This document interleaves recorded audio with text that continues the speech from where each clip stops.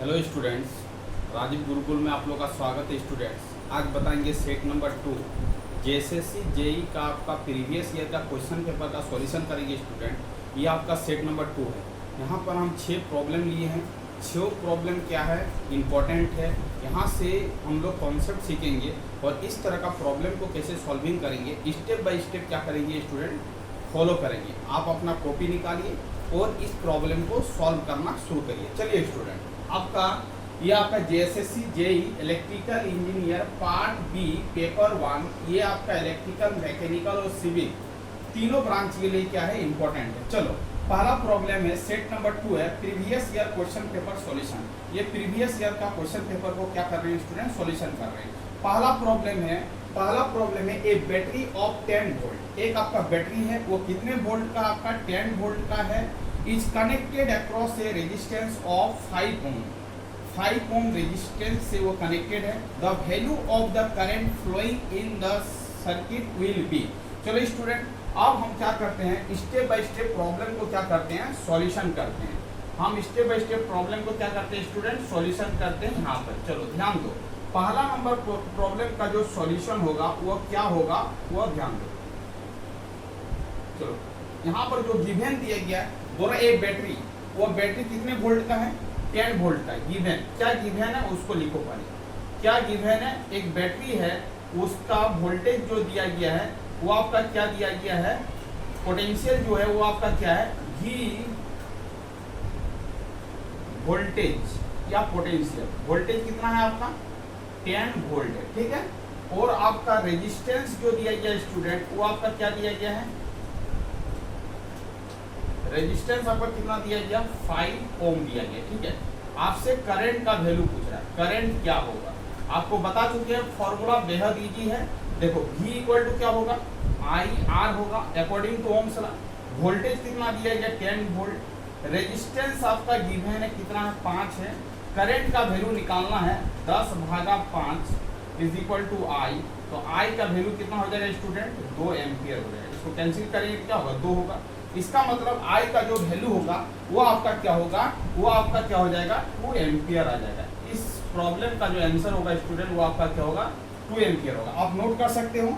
देखो a battery of 10 volt, कितने volt का, 10 वोल्ट का है, is connected across a resistance of 5 ohm. The value of the current flowing in the circuit will be. Circuit में कितने amount of current flow करेगा। तो potential दिया गया है, वोल्टेज दिया गया है, रेजिस्टेंस दिया गया है, करंट को फाइंड आउट करना है according to ohm's law. V equal to क्या होगा, IR होगा। वोल्टेज का वैल्यू 10 है, I का वैल्यू निकालना है, R का वैल्यू 5 दिया गया है। इसको सॉल्व करेंगे तो आएगा कि स्टूडेंट क्या, 2 एम्पियर। ये इस प्रॉब्लम का आंसर हो जाएगा आपका 2 एम्पियर। तो आप इसको सॉल्व कर सकते हो, नोट डाउन कर सकते हो। चलो प्रॉब्लम नंबर 2 देखते हैं। ए 3 फेज कितने पोल है, 6 pole induction motor. 6 pole induction motor work on 3 phase. Induction motor किसमें काम कर रहा है, 3 फेज में काम कर रहा है। उसका फ्रीक्वेंसी कितना है, 50 हर्ट्ज है। Supply if the slip of the motor, उस मोटर का जो स्लिप दिया गया वो 3% दिया गया। The actual speed will be. Actual speed आपको फाइंड आउट करने के लिए बोल रहा है 3 फेज इंडक्शन मोटर का।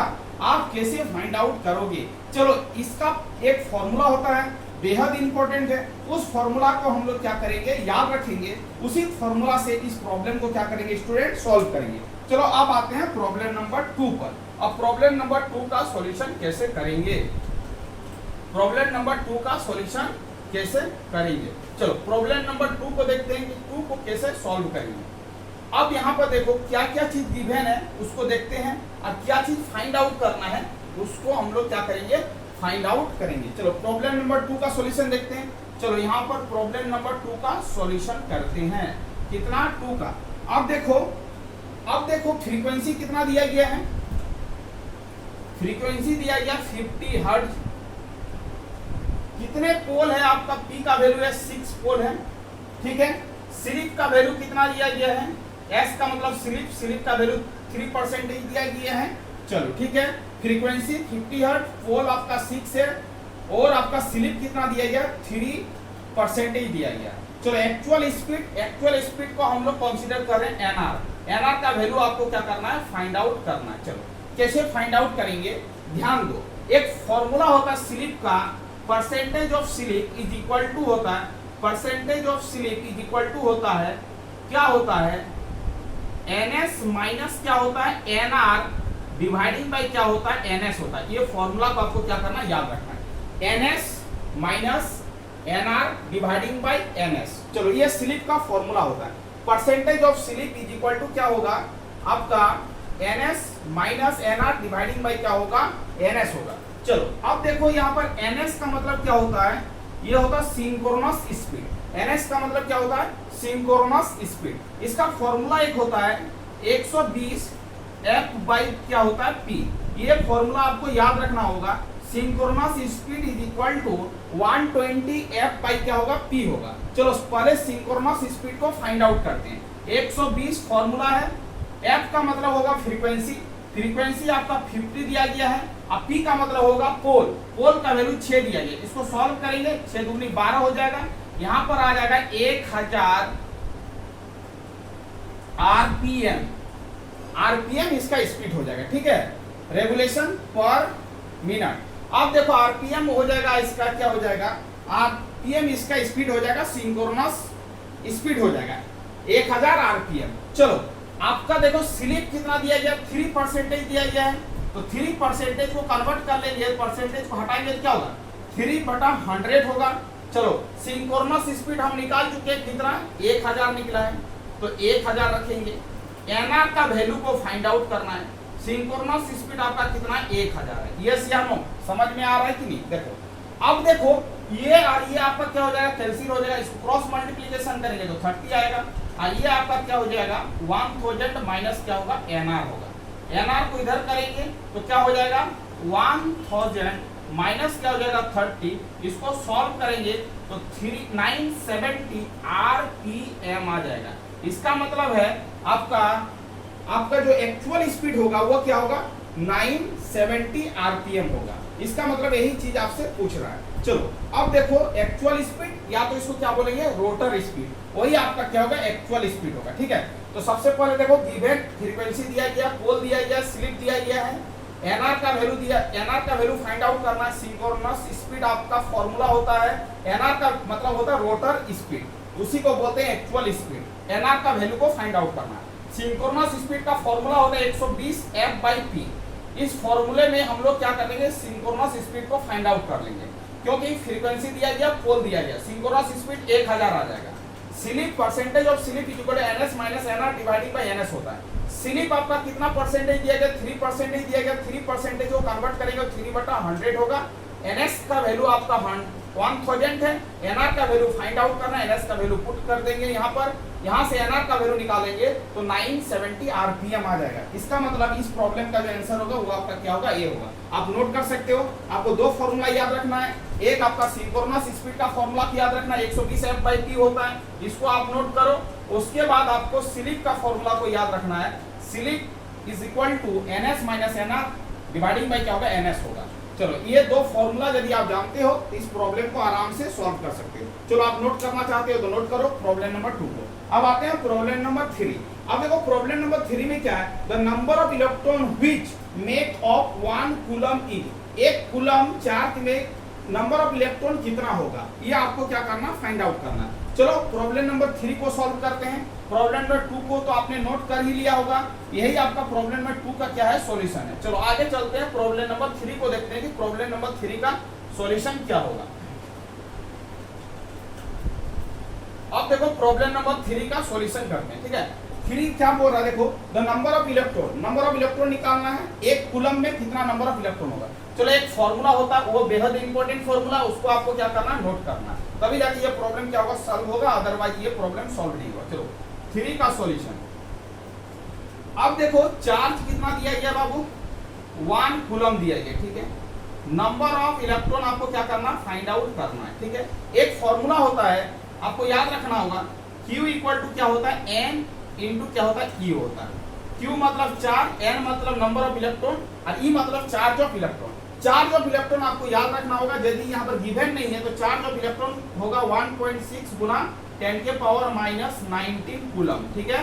चलो Q का वैल्यू आपके पास अवेलेबल है, चार्ज ऑफ इलेक्ट्रॉन आप जानते हो, नंबर ऑफ इलेक्ट्रॉन को फाइंड आउट करना है, इस फॉर्मूले का यूज करके हम लोग फाइंड आउट करेंगे। चलो Q by E is equal to क्या हो जाएगा बताओ तो n हो जाएगा। Q by E is equal to क्या हो जाएगा n हो जाएगा।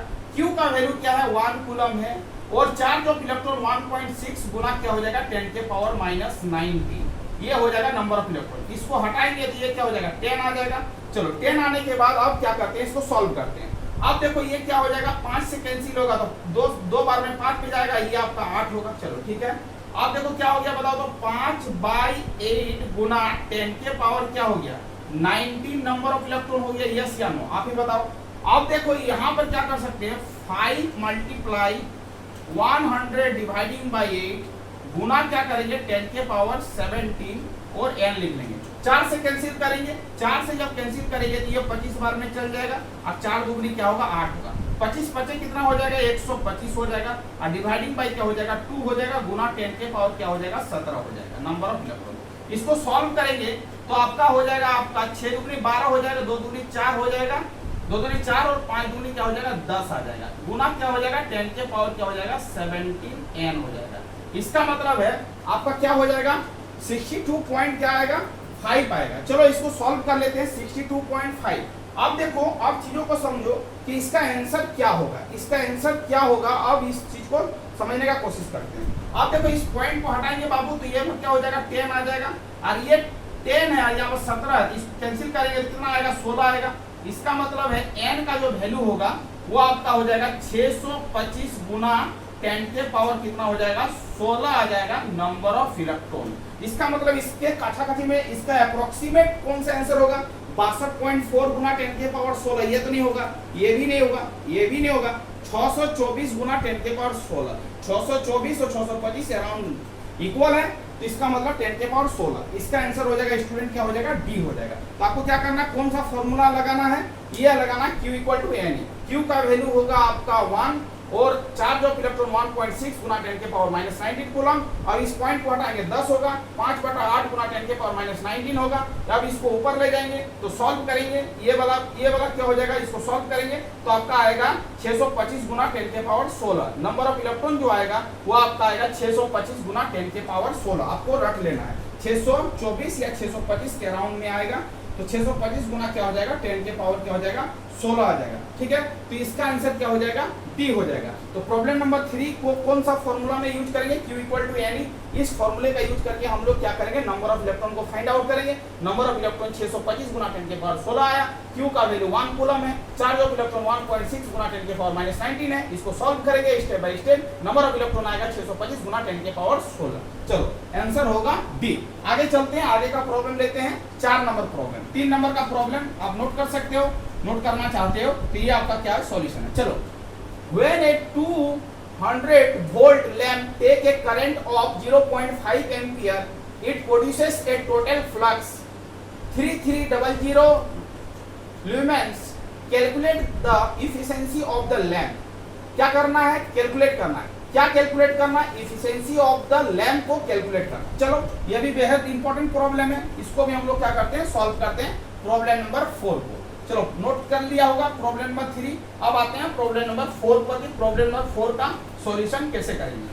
देखो अब देखो इफिशिएंसी का फॉर्मूला क्या होता है, इफिशिएंसी का फॉर्मूला जो होगा उसको देखते हैं कि इसका इफिशिएंसी का फॉर्मूला क्या होगा। ये आपका क्या है प्रॉब्लम नंबर क्या है 4 है। 4 का सॉल्यूशन हम लोग क्या करेंगे, आप देखो calculate the efficiency of lamp. तो ये क्या है इफिशिएंसी ऑफ द लैम्प क्या होगा। तो आपको क्या लिखना है टोटल फ्लक्स, क्या लिखना है टोटल फ्लक्स डिवाइडिंग बाय क्या लिखना है पावर, क्या लिखना है पावर। तो टोटल फ्लक्स कितना दिया गया देखो तो 3300 लुमेन्स दिया गया है। अब पावर का फॉर्मूला होता है, पावर डायरेक्ट नहीं दिया गया, वोल्टेज दिया गया 200 वोल्ट और करंट दिया गया। पावर का फॉर्मूला होगा ये फाई को मतलब फ्लक्स और पी का मतलब पावर। ठीक है, अब पावर का फॉर्मूला होता है P इक्वल टू VI। ठीक है, P इक्वल टू क्या होता है VI। चलो ये हो गया 3300 V का वैल्यू कितना दिया गया है 200, चल ठीक है, और आपका करंट का वैल्यू दिया गया 0.5 दिया गया। इस पॉइंट को हटाएंगे तो यहाँ पर क्या होगा 0 होगा, ये और ये आपका कैंसिल हो जाएगा, ये आपका ये कैंसिल हो जाएगा, तो 330 बटा कितना हो जाएगा 10, इसको कैंसिल करेंगे तो 33 ल्यूमेंस पर क्या होगा वाट होगा, पावर का यूनिट क्या होगा वाट होगा, इसका मतलब 33 ल्यूमेन पर क्या होगा वाट होगा। तो efficiency of the lamp is equal to total flux dividing by power, power का फार्मूला होता है VI, टोटल फ्लक्स आपके पास अवेलेबल है, वोल्टेज आपके पास अवेलेबल है, करंट आपके पास अवेलेबल है, वैल्यू को पुट करेंगे सॉल्व करेंगे तो आंसर हो जाएगा आपका क्या होगा A होगा। तो आप ये प्रॉब्लम को क्या कर सकते हो सॉल्व कर सकते हो। चलो अब आते हैं 5 नंबर प्रॉब्लम पर।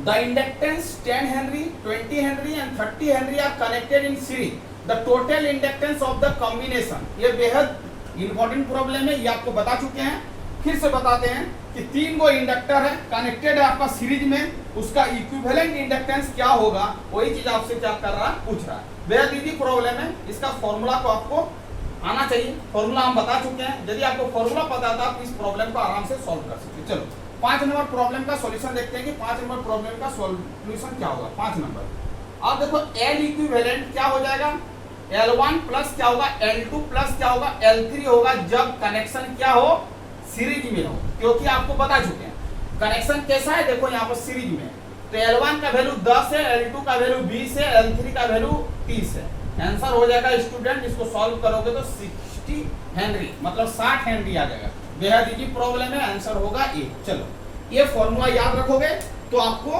समझ में आ जाएगा, ठीक है। यदि पैरेलल में होगा तो फॉर्मूला होगा 1/L equivalent is equal to 1/L1 plus 1/L2 plus क्या होता है 1/L3 होता है, ठीक है। ये आपका पैरेलल का फॉर्मूला, इसको भी याद रख सकते हो, ये सीरीज है और ये आपका क्या पैरेलल है, बट पूछ रहा है सीरीज में, इसीलिए सीरीज का फॉर्मूला लगाएं। यदि सीरीज की जगह पर पैरेलल देता तो इस फॉर्मूले को लगा के हम लोग क्या करते सॉल्व करते। चलो आगे की ओर चलते हैं, आगे का प्रॉब्लम को देखते हैं। A coil having 200 turns carrying a current of 10 ampere, what is the magnetomotive force MF of the coil? Magnetomotive force निकालना है, इसका एक फॉर्मूला होता है बेहद इंपॉर्टेंट है, उस फॉर्मूला को जानते हैं। यदि वो फॉर्मूला आपको पता है तो ये प्रॉब्लम क्या हो जाएगा इजी। चलो अब प्रॉब्लम नंबर 6 प्रॉब्लम को सॉल्व करते हैं, ये लास्ट प्रॉब्लम है, इसको सॉल्व करते हैं। चलो अब देखो प्रॉब्लम नंबर 6 का सॉल्यूशन क्या होगा। प्रॉब्लम नंबर 6 का सॉल्यूशन क्या होगा, एक coil having number of turns क्या कितना दिया गया 200 दिया गया है, करंट आपका 10 एम्पियर दिया गया है, मैग्नेटोमोटिव फोर्स निकालना है। सीधी भाषा में मैग्नेटोमोटिव फोर्स का जो फॉर्मूला होता है Ni होता है, क्या होता है Ni होता है। अब बोलेगा कि सर N क्या है I क्या है, चलो N इज इक्वल टू होगा number of turns, number of turns होगा, ठीक है। I का मतलब क्या होगा करंट होगा, I का मतलब क्या होगा करंट होगा। तो magnetomotive force is equal to क्या हो जाएगा नंबर ऑफ टर्न्स, कितना दिया गया है 200, कितना दिया गया नंबर ऑफ टर्न्स कितना दिया गया है, N का वैल्यू गिवन है कितना दिया गया 200, कितना दिया गया है 200, और करंट का वैल्यू कितना दिया गया 10 एम्पियर, ठीक है। चलो यहाँ पुट करो 10 पुट करो, आंसर हो जाएगा 2000 number of turns into I करेगा तो ये आ जाएगा आपका 2000 एम्पियर, करंट का यूनिट एम्पियर और T का मतलब टर्न्स, ठीक है। तो 2080 आएगा, 2080 कौन सा है ऑप्शन नंबर डी। इसका मतलब स्टूडेंट ये आपका क्या हो जाएगा 6 का डी आंसर हो जाएगा, ठीक है।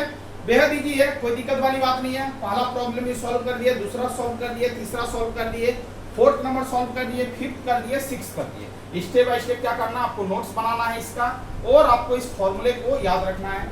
आपको एग्जाम हॉल में इस तरह का फॉर्मूला से प्रॉब्लम देखने को मिलेगा student. Thank you student, video को एंड करते हैं। यदि आप चैनल में नए हैं तो चैनल को क्या करना सब्सक्राइब कर लेना। ये आपका सेट नंबर 2 था, नेक्स्ट वीडियो हम सेट नंबर 3 लाएंगे। Thank you student, Vande Mataram.